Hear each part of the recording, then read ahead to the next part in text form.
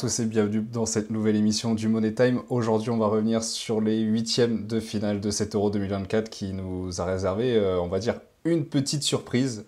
Sinon, le reste que des confirmations, j'ai envie de dire. Et puis, on va se projeter également dans cette émission sur les quarts de finale qui arrivent avec des chocs, des très très gros matchs à suivre.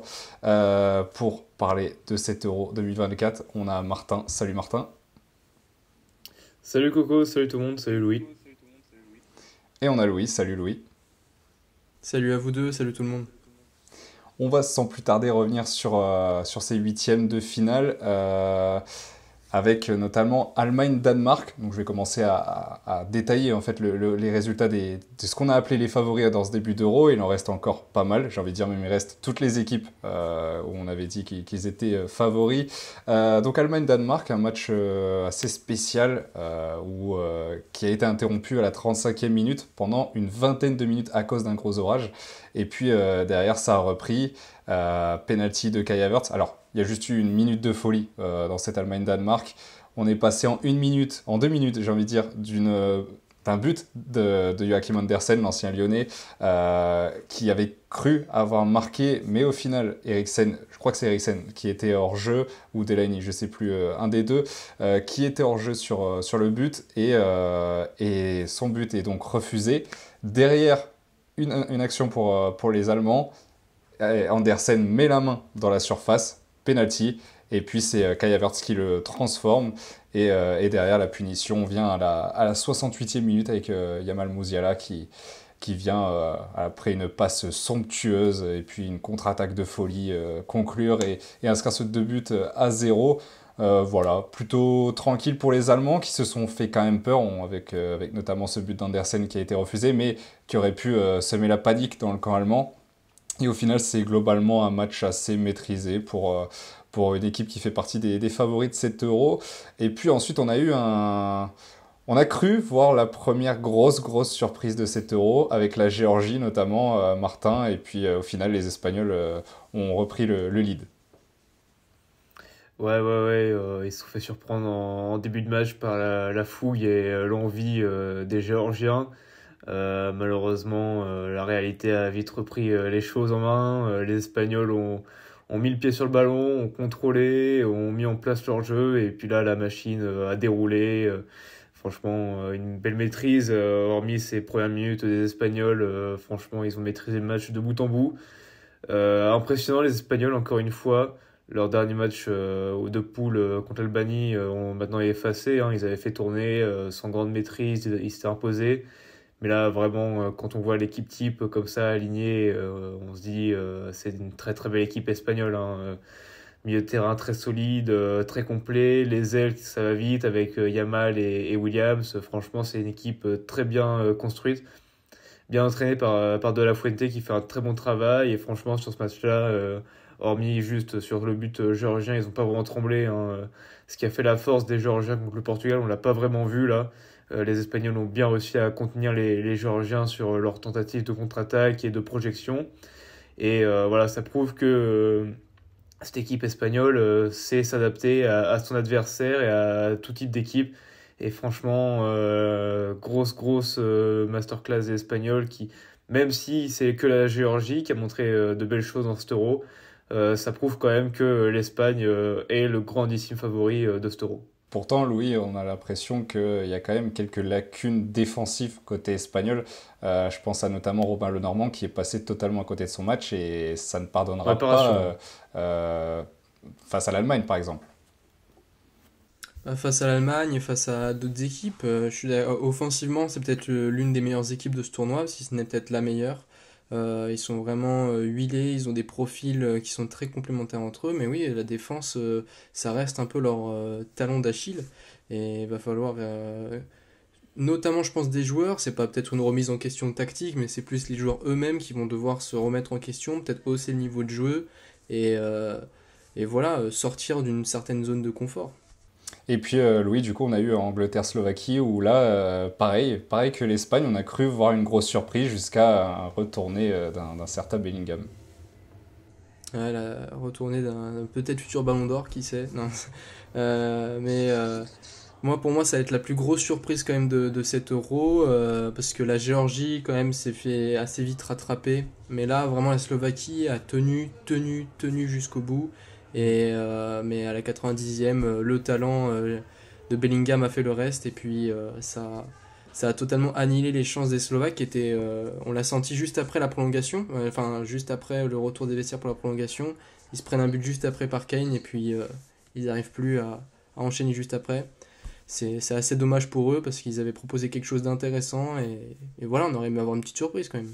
Et puis Louis, on a eu Portugal-Slovénie où là on a failli avoir une surprise avec la Slovénie qui a tenu tête aux Portugais jusqu'à la dernière minute. Il a fallu un grand Diogo Costa pour annihiler les chances des Slovènes. Ouais, j'ai envie de dire que c'est à peu près le même scénario que lors du match Angleterre-Slovaquie. On a vraiment eu une équipe slovène très compacte et qui a vraiment joué son jeu défensif à fond. Et j'ai même envie de dire, il y a Diogo Costa bien évidemment qui a brillé de par sa séance de penalty, puis surtout son 1 contre 1 gagné face à Sesco dans les dernières minutes du match. Mais il y a aussi Jan Oblak qui a fait un super match. Je rappelle que c'est la première grande compétition avec la Slovénie pour le gardien de l'Atlético. Donc il a sorti un super match, il a arrêté un penalty de Cristiano Ronaldo. Donc voilà, c'était un vrai match de gardien et même si le résultat n'est pas forcément là, il y a eu 0-0, ça a été quand même un match plaisant je trouve et on a trouvé de belles choses à voir dans ce match. Pour le reste des huitièmes de finale, on a donc eu Italie-Suisse avec, on peut le dire, une des grosses surprises. La Suisse qui bat l'Italie, championne d'Europe en titre. Et du coup, la Turquie, ouais, qui est la grosse surprise, on va dire, de cet Euro pour l'instant, qui rejoint les quarts de finale en battant l'Autriche de buts à 1. Et puis les Pays-Bas qui ont écrasé la Roumanie 3-0. Et puis là, on va parler de quelque chose qui nous concerne plus, l'équipe de France qui a rejoint ces équipes-là en quart de finale. Grâce à une victoire 1-0, un match assez ennuyant, on va pas se mentir, c'est pas le match le plus incroyable de Didier Deschamps et de l'équipe de France. On dit juste que le but vient à la 85e minute, à la suite d'un contre son camp de Vertonghen, bon, bien provoqué par la frappe de Kolo Muani, qui n'était pas cadré, c'est pour ça que ça a été attribué à Vertonghen. Voilà, sinon on a eu avant ça 85 minutes d'ennui. Voilà, quand on voit les statistiques, 19 tirs, 2 cadrés pour les Bleus, 56% de possession, c'est, oui, beaucoup d'occasions encore une fois, mais ça ne nous rassure pas. En tout cas, vous allez me dire si ça vous rassure ou pas, mais j'ai l'impression que ça ne nous rassure pas plus que pendant les phases de groupe au niveau de la finition des Bleus. Louis, pour toi, est-ce que ce France-Belgique, c'est une qualification qui t'a rassuré pour la suite? Ça m'a rassuré tout de même parce que moi j'insiste là-dessus, c'est quelque chose que je dis depuis le début de la compétition, mais défensivement on est peut-être l'une des meilleures équipes de ce tournoi et on a encore montré que face à la Belgique, alors vous allez me dire que c'est pas la Belgique resplendissante de 2018, c'est pas une grande Belgique, même un grand adversaire offensivement, mais tout de même on a réussi à les canaliser. Après c'est vrai que les Belges nous ont aidés d'une certaine manière parce que faire partir Doku de leur surface, de leur camp, pardon, pour essayer de grappiller du terrain. J'ai trouvé ça complètement lunaire, mais bon, après ça c'est que mon avis. Mais en tout cas, d'un point de vue défensif, oui. Puis je vais rejoindre aussi Antoine Griezmann sur ce qu'il dit. Ça va venir, et quand enfin ils vont marquer, ça va se débloquer et ça va créer quelque chose. C'est juste que là, offensivement, et même je pense dans les têtes, c'est un peu dur. Faut tenter des choses. Dès qu'il tente, ça passe à côté. Moi, je pense à Tchouaméni et ses nombreuses frappes qui ont fini au-dessus de la cage. Mais au bon moment donné, ça va rentrer et ça va finir par payer. Parce que je trouve qu'on n'est pas vraiment aussi nul qu'on veut nous le faire croire. Et bah justement, tu parlais d'Antoine Griezmann, on va écouter cette interview qu'il a accordée après le match sur Beansport, où bon voilà, je vous laisse écouter, mais c'était assez surprenant, on va dire, et c'est un peu agacé d'entrée de jeu, Antoine Griezmann. Faites pas chier avec petit score quand on est en quart. Gros match défensivement de l'équipe, je l'ai toujours dit, sans une grande défense, tu peux pas aller loin. On s'est créé encore quelques occasions, on n'a pas réussi à se mettre dans les meilleures positions pour trouver la frappe parfaite. Donc il faut continuer à travailler ça et voilà, c'est encore un nouveau système pour nous, donc voilà, on s'habitue. Bon, du coup, c'est quand même assez fort ce que dit Antoine Griezmann, Martin. Enfin voilà, on le sent vraiment agacé par le fait que les journalistes lui répètent sans cesse que l'équipe de France gagne avec des très petits scores. Ouais, ben, en même temps, on est dans notre droit d'attendre mieux de cette équipe de France, hein. Quand tu vois l'armada et le potentiel offensif qu'on a, un but dans le jeu seulement, et encore, c'est encore un contre son camp. Évidemment qu'on attend mieux. On veut s'enflammer, on veut supporter cette équipe, on veut pousser avec eux pour aller chercher ce trophée à la clé, mais on sent pas cette envie, cette détermination à aller jusqu'au bout des actions, à être tueur. Voilà, c'est ce stade de tueur qui manque dans cette équipe, on a l'impression. Et c'est normal on attende plus quand tu as Mbappé, Griezmann, des joueurs comme ça, confirmés, avec beaucoup d'expérience à ce niveau-là. Tu peux pas te contenter seulement de deux buts, trois, et encore aucun que tu mets par tes propres moyens dans le jeu. Donc franchement, il peut se plaindre, mais nous aussi, on a le droit de se plaindre de cette équipe de France-là.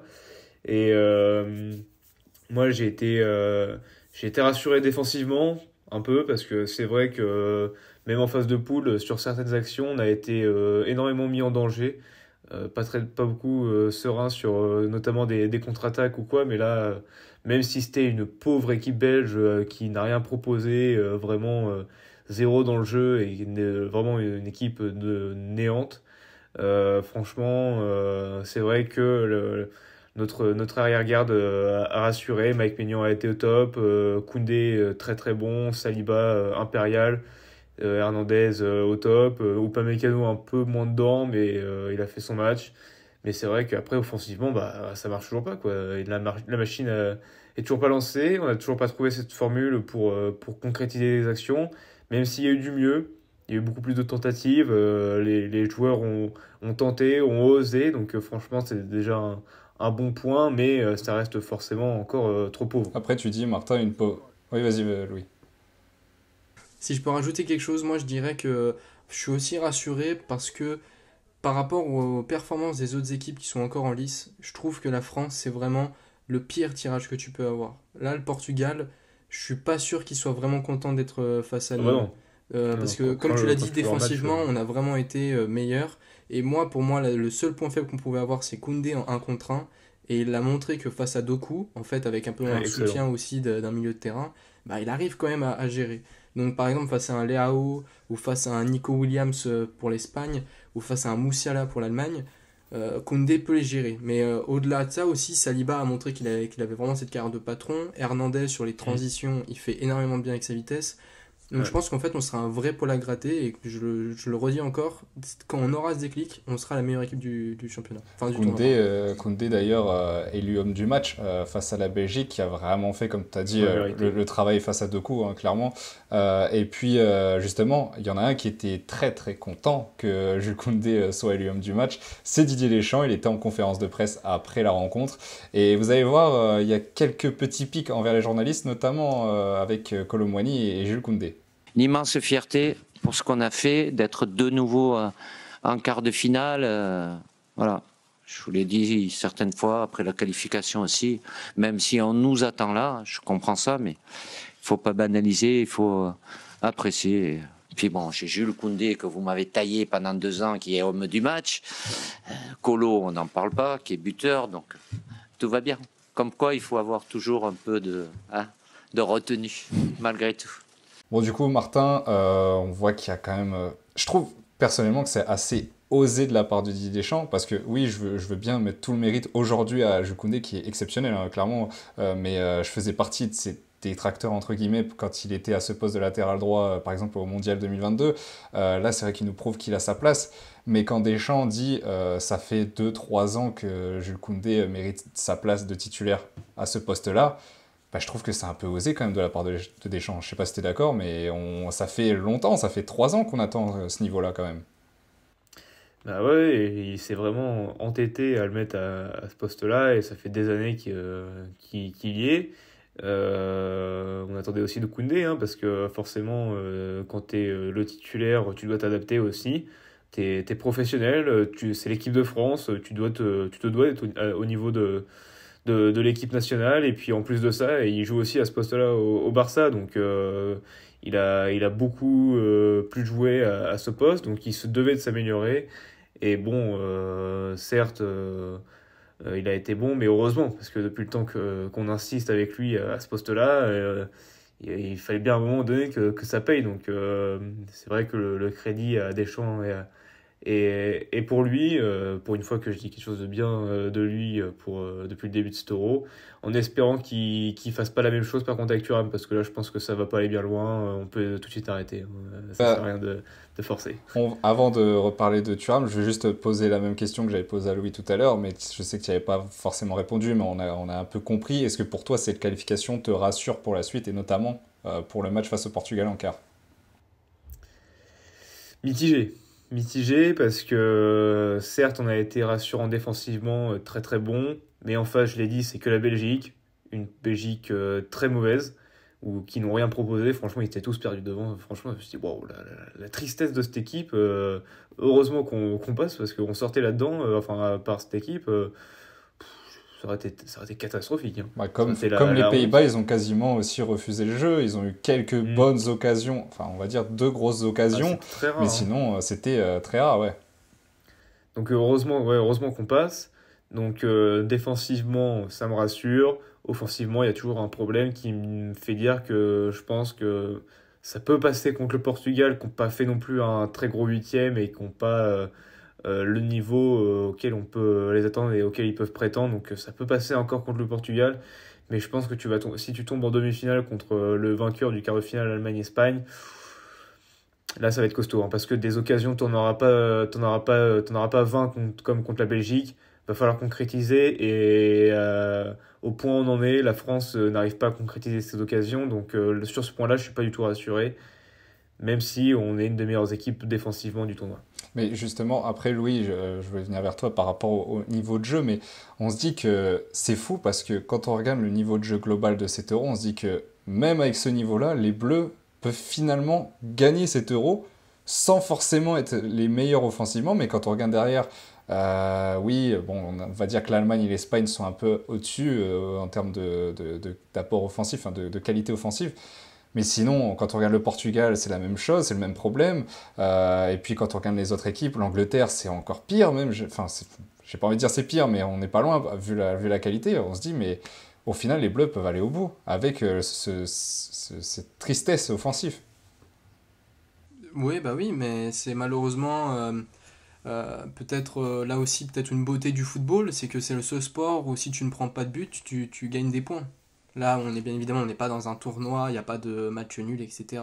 Mais là où je veux en venir, c'est que même s'il ne marque pas, s'il travaille bien la séance de tir au but, bon, avec des chances un peu, voilà.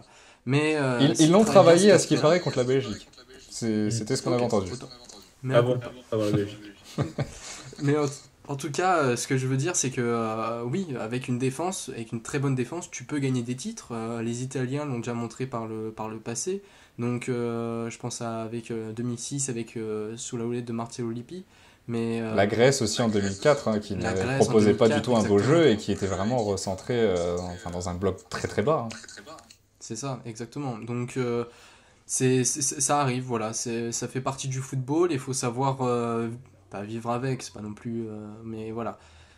Les équipes défensives, ça va toujours exister et la France est peut-être la meilleure équipe dans ce domaine. Et même face à l'attaque, t'as beau attaquer, les Autrichiens ont été le meilleur exemple hier soir. T'as beau attaquer, ou avant-hier soir, t'as beau attaquer, malheureusement, si tu fais face à un gros gardien, une grosse défense, ça passe pas toujours. Ouais, et puis après, ça va forcément pas ravir les supporters et même les fans de foot parce que on aimerait vibrer, on aimerait avoir ces émotions, on aimerait qu'il y ait de 0, mais ne serait-ce que des buts dans le jeu, en fait, c'est ça qui manque, c'est que même Kolo Muani, on vibre, mais c'est quand même un contre son camp, c'est encore de la réussite, on n'est pas dans cette euphorie qu'il y avait au mondial où là c'était vraiment des sacrés buts qu'on avait. Enfin voilà, on n'est pas encore dans cette euphorie-là et c'est peut-être ce qui manque à cette équipe de France. Martin, je vois que tu voulais réagir là-dessus.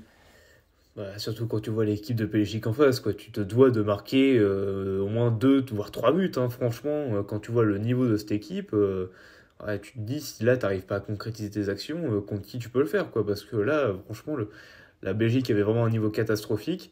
Quand je voyais les supporters belges ou même les journalistes qui disaient la Belgique méritait de passer, excusez-moi les gars, on n'est pas fort, mais bon, vous êtes très très loin au terme de niveau footballistique, c'est très très critiquable, hein. C'est très mauvais, hein, la Belgique. Donc franchement, c'est vrai que c'est dommage parce que c'était le match sur lequel tu pouvais te relancer mentalement et te rassurer. Les Bleus l'ont pas fait, donc c'était dommage. Est-ce que ça peut le faire contre le Portugal au prochain tour? À voir, et en tout cas je l'espère. On va juste clore ce débat autour de l'équipe de France en revenant, tu l'as évoqué tout à l'heure Martin, sur le cas Marcus Thuram et ce poste de numéro 9 au final qui n'est toujours pas trouvé par Didier Deschamps parce que il comptait sur Marcus Thuram, mais on voit au final que Kolo Muani rentre et c'est lui qui vient débloquer la situation, c'est lui qui vient amener ce but de la qualification. Que faut-il faire, Louis, pour le prochain match face au Portugal? Est-ce qu'on doit faire encore confiance à Marcus Thuram ou favoriser l'attaque avec un Randal Kolo Muani qui a l'air plus en jambes?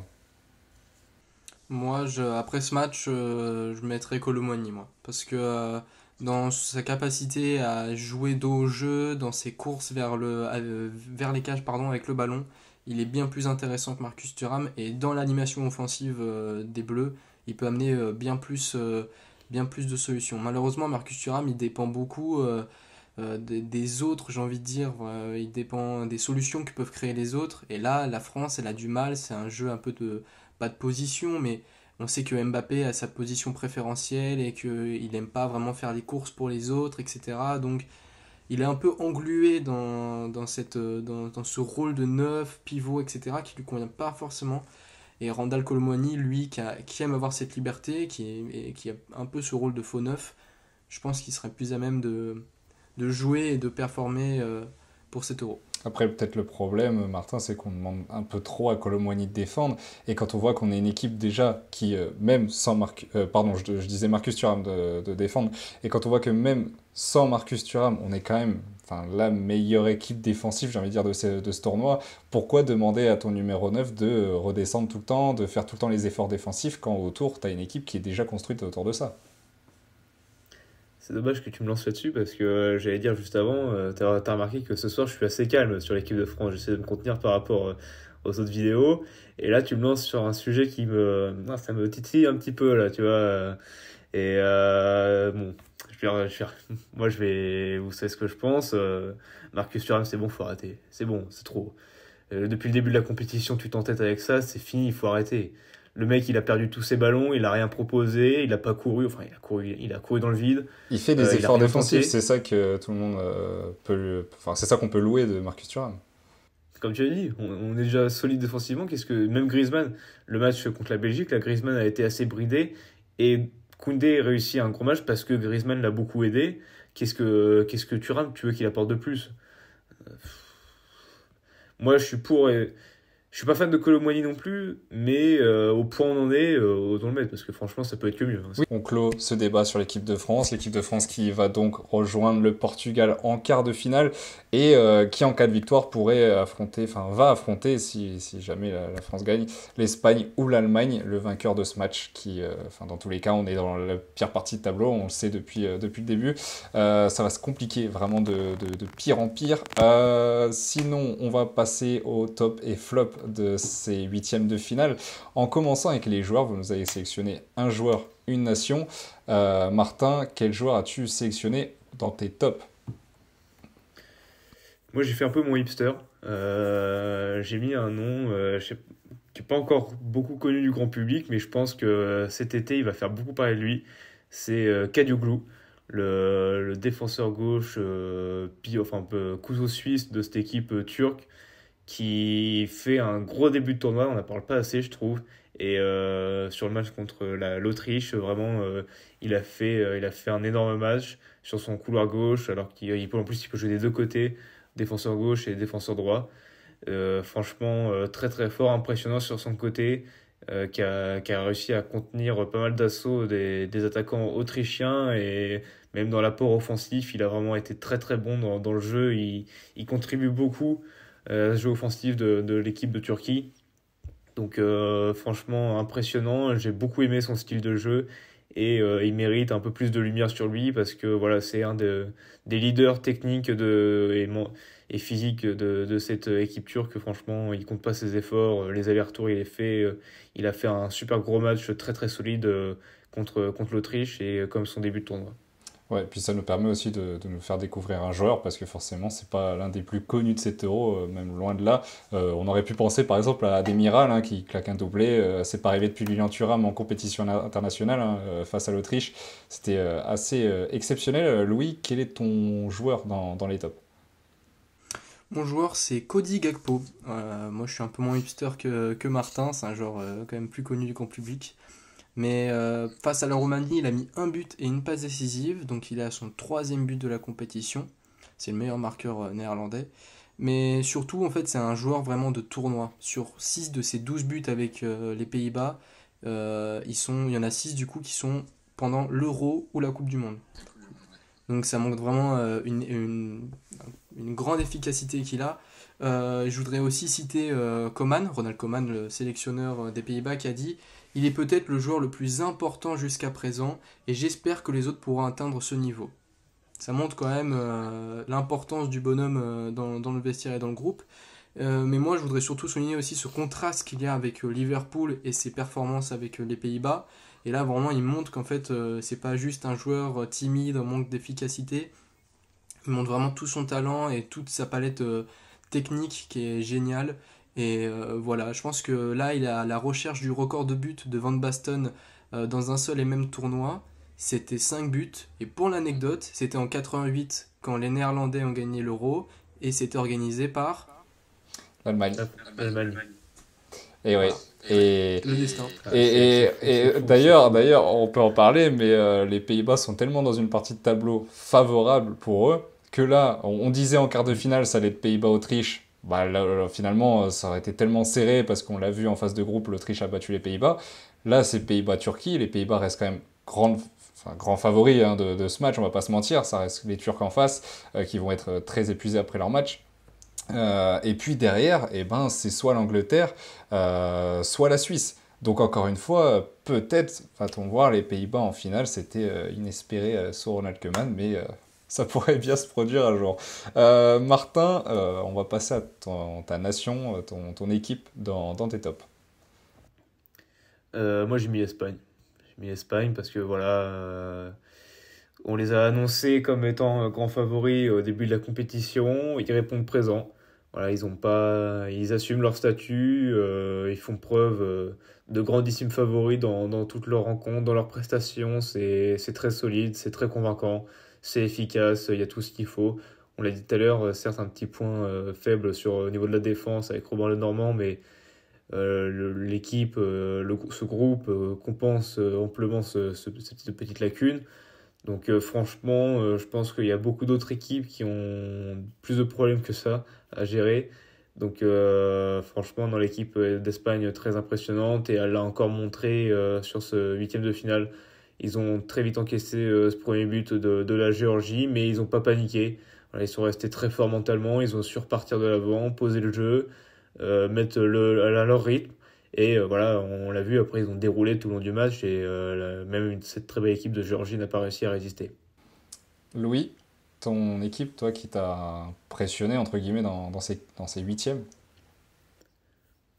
Et bien moi, je vais partir sur la Turquie, qui a créé la sensation lors de ces huitièmes de finale. Alors au-delà du match où ils ont réussi à venir à bout de ces Autrichiens qu'on pensait être le vrai poil à gratter de cette compétition, moi j'ai envie de vous donner une statistique. Avec Güler et Yildiz dans la feuille de match, sur la feuille de match, la Turquie est la première équipe à aligner 2 adolescents dans un match à élimination directe du championnat d'Europe depuis la Hongrie contre le Danemark en 1964. Donc ça remonte. Mais ce que je veux dire surtout, c'est que malgré les jeunes, ils arrivent quand même à faire une grosse prestation avec Arda Güler qui se montre énormément lors de cet Euro. Mais surtout, en fait, il y a un vrai renouvellement en Turquie. Il y a de belles pépites qui sortent. Tu as cité Kadioglu à juste titre parce qu'il fait une très belle saison avec Fenerbahçe et même durant cet Euro. Mais il y a aussi Güler, Yildiz, le gardien, dont j'ai maintenant Gonuk, si je ne dis pas de bêtises. En tout cas, voilà. Et Yilmaz aussi. Yilmaz, j'ai beaucoup aimé son match face à l'Autriche. Très percutant.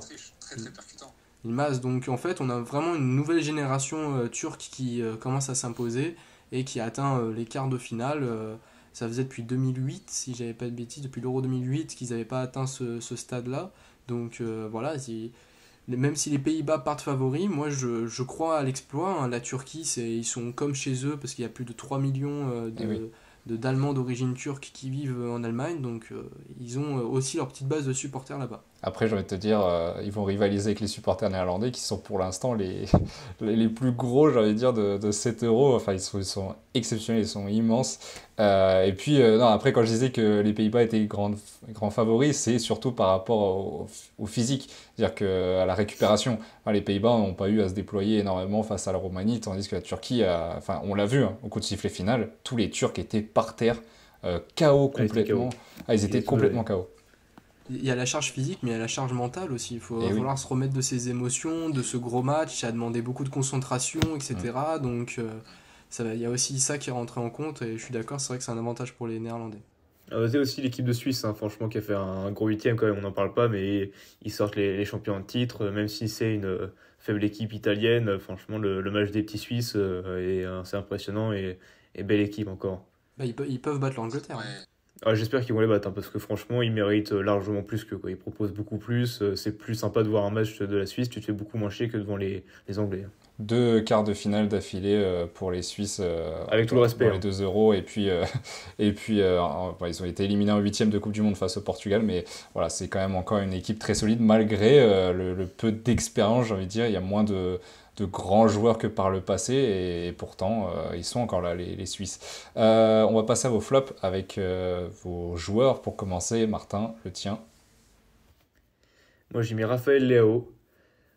Parce que franchement, depuis le début du tournoi, il a rien montré. Sur son aile, sur son côté, c'est trop pauvre. On attendait beaucoup de lui. C'était son moment, c'était sa compétition pour, on va dire, reprendre le flambeau de Ronaldo sur le front de l'attaque portugaise, porter cette attaque.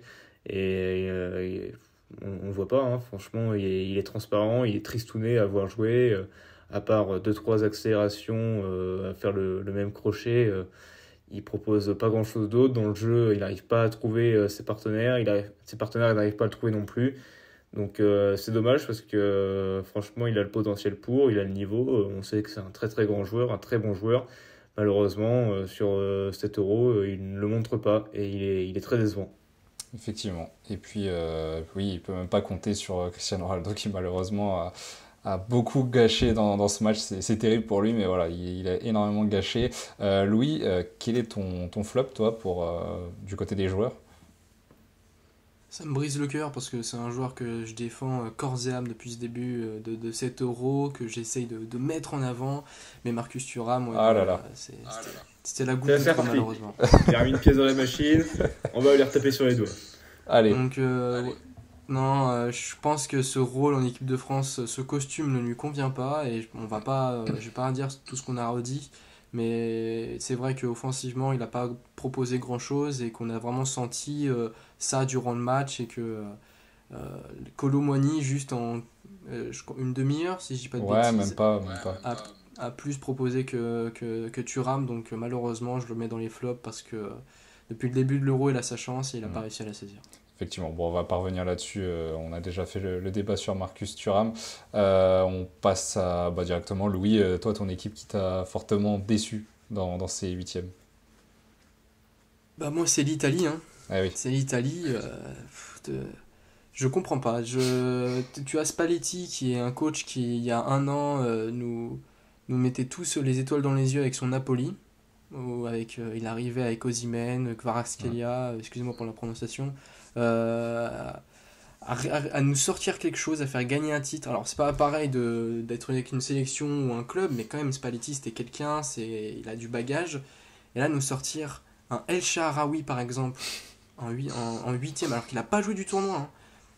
Ouais, incompréhensible. Voilà, c'est incompréhensible. Je trouve qu'il y a une mauvaise utilisation, que ce soit de Bastoni ou de Calafiori. Encore Calafiori, c'est assez bien débrouillé, mais Bastoni, je trouve que dans le rôle qu'il a avec l'Inter de Milan, il peut proposer tellement plus, il n'a pas réussi à le faire. Et puis offensivement, c'était pas... Scamacca qui a fait une bonne saison avec Atalanta, je suis un peu resté sur ma faim. Totalement. Milieu de terrain, bon, Barella sort du lot. Et même le piston, Di Marco par exemple, c'était brouillon. Et voilà, donc je suis assez déçu parce qu'ils ont le bagage. Malgré tout, ils ont l'effectif pour créer quelque chose, au moins aller jusqu'en demi-finale. Et voilà, ils se font éliminer. Alors, Ça n'enlève rien à la Suisse, hein, mais je trouve que c'est dommage qu'ils aient pas montré de la résistance. Ouais, je suis totalement d'accord, hein. Je veux juste faire une parenthèse là-dessus, mais c'est vrai que enfin, Spalletti n'avait pas des peintres non plus à disposition, hein. Quand on voit l'équipe, j'ai envie de dire, à part le poste de numéro 9 où c'était assez fébrile, hein, entre Retegui, Scamacca, enfin voilà, on savait pas trop qui mettre devant. Sinon, derrière, au milieu de terrain, t'avais quand même une belle paire Jorginho Barella, et puis même Pellegrini. Puis en défense, ça se passait bien, quoi. Et puis t'avais un très très grand gardien, Donnarumma, qui nous a tous bluffés. Enfin, voilà, c'est du gâchis. Et comme tu l'as dit, oui, c'est incompréhensible ce qu'a fait Spalletti dans cet Euro. Martin, on va passer à ton équipe, qui t'a déçu. Bah, moi, j'ai mis la Belgique, hein, franchement. Après, si l'Angleterre passait pas, je mettais l'Angleterre. Parce que franchement, pareil, c'est catastrophique. Bon, ils ont eu cette réussite. Je sais pas comment ils l'ont fait pour l'avoir. Le dieu du foot était avec eux et il leur a permis de faire un tour en plus. Ils ont réussi à faire un tour en plus. J'espère que ça va vite se finir. Mais les Belges, ouais. Les Belges qui sont arrivés avec leur grande bouche, pour rester polis, en disant, voilà, on a encore cette belle génération qui est encore présente avec de très gros joueurs, une nouvelle génération aussi qui arrive, et au final, bon, t'as rien proposé. C'était très faible, très mauvais. Tedesco n'a pas su créer quelque chose avec son groupe, même si t'as des joueurs de qualité. Moi, ça m'a fait peur, hein, quand, je sais plus c'était contre qui, mais quand je vois Carrasco, défenseur gauche, à la rigueur piston, d'accord, mais défenseur gauche, comme ça, tu le sentais qu'il était bridé, qu'il avait envie d'y aller, mais qu'il avait été obligé de rester cantonné derrière à son poste.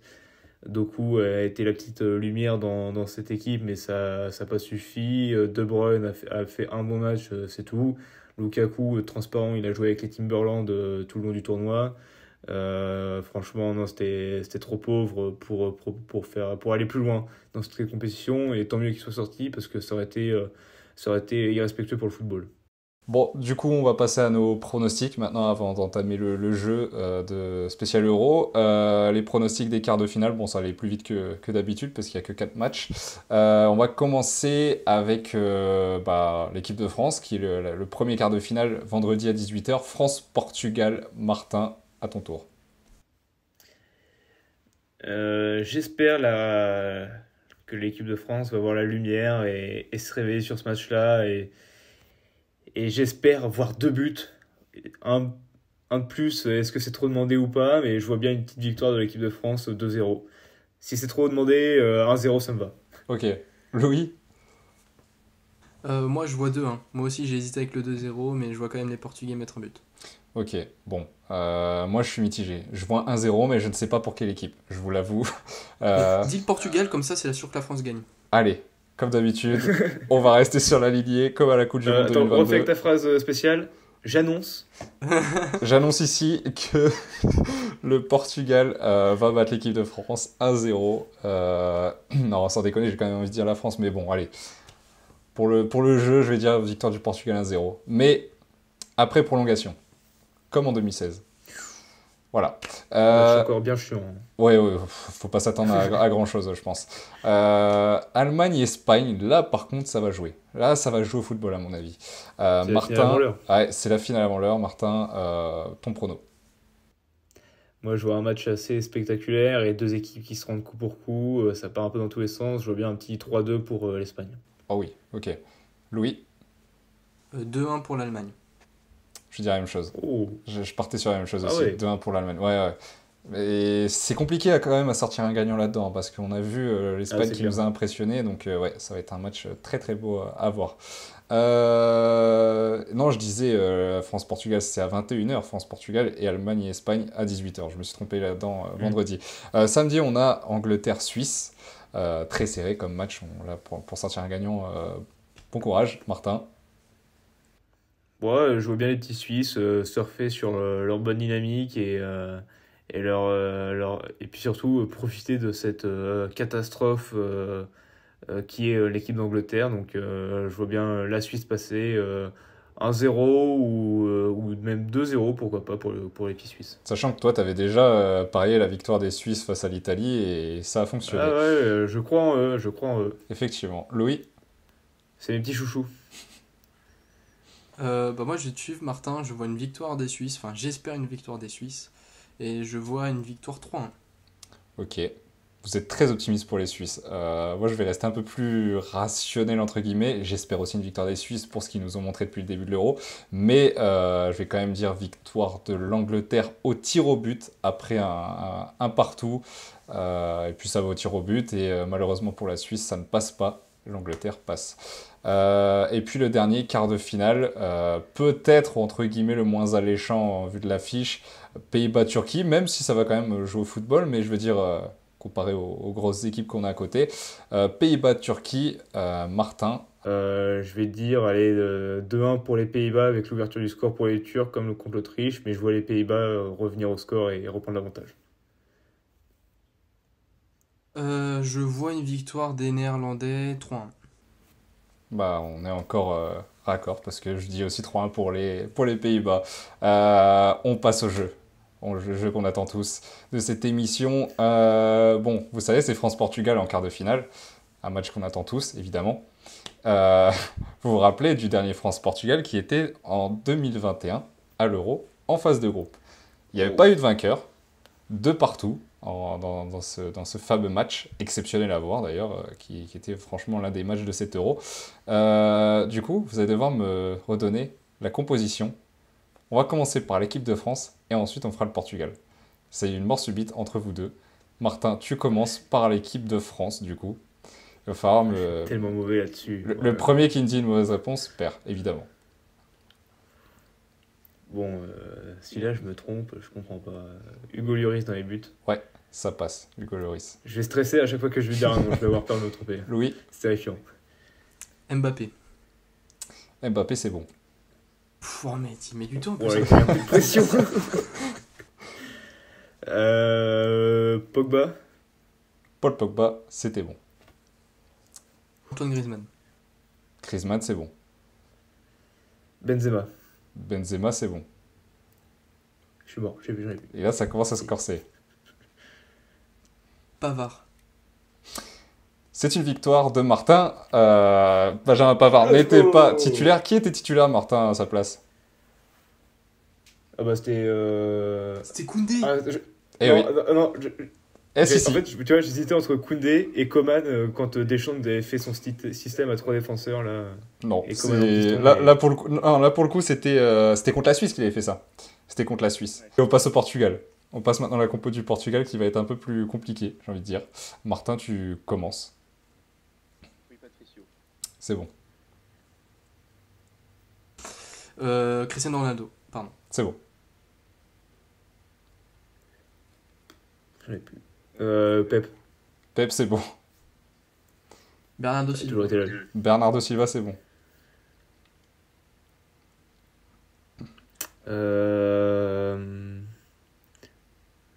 J'hésite entre les deux, mais je vais dire Carvalho, parce que je crois qu'il a pas mal joué avec Santos.